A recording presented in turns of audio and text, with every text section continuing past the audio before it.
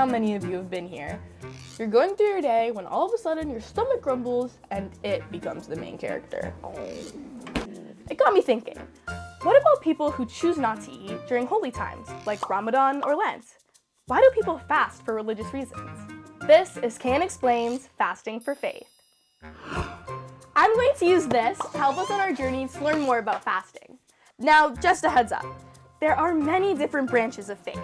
Too many to cover in the next 5 minutes. The faith leaders that we spoke to will share how their communities fast. Just remember, different communities or individual people have different traditions and can fast in other ways. In a nutshell, fasting is when you go without certain or all food and drink. When it comes to religion, a big reason why people fast is to turn a regular time into a sacred time. So let's head over to the place of worship known as a mosque to learn more about Ramadan, a time of fasting. Fasting is seen as a way of seeking forgiveness, and fasting is also seen as a way of getting closer and higher in spirituality. During the holy month of Ramadan, all Muslims of adult age fast from sunrise until sunset for 29 to 30 days. Usually adults fast, but kids can too, if they feel they are mature enough. According to Imam Zahir Ahmed, fasting creates self-reflection and empathy for those who go hungry because they don't have access to enough food. The main objective is turning one's thoughts to faith and reflection about spiritual things, such as how to help others. Next, we're headed over here to a Catholic church. One major branch of Christianity is Catholicism. Lent is a 40-day fasting period that imitates the 40 days their spiritual leader, Jesus Christ, spent in the desert not eating or drinking. Father Joshua Roldan told us that Catholics eat less between days called Ash Wednesday and Good Friday. They also don't eat meat on Fridays throughout Lent and other times throughout the year. People can also choose to give up or abstain from things that they find distract them from their faith. This doesn't necessarily have to be food. Some examples could be giving up social media to instead volunteer in the community or spend time with the elderly.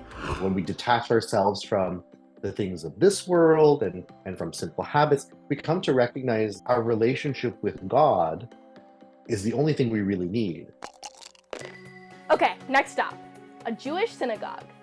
There are 6 fast days in the Jewish calendar, but the major one is Yom Kippur, which is in the fall. It's a time of repenting for our mistakes, for apologizing to those we might have hurt, to praying to God, to really gathering together as a community. We need to do whatever we can to maintain that focus, and fasting really is a powerful way to do that.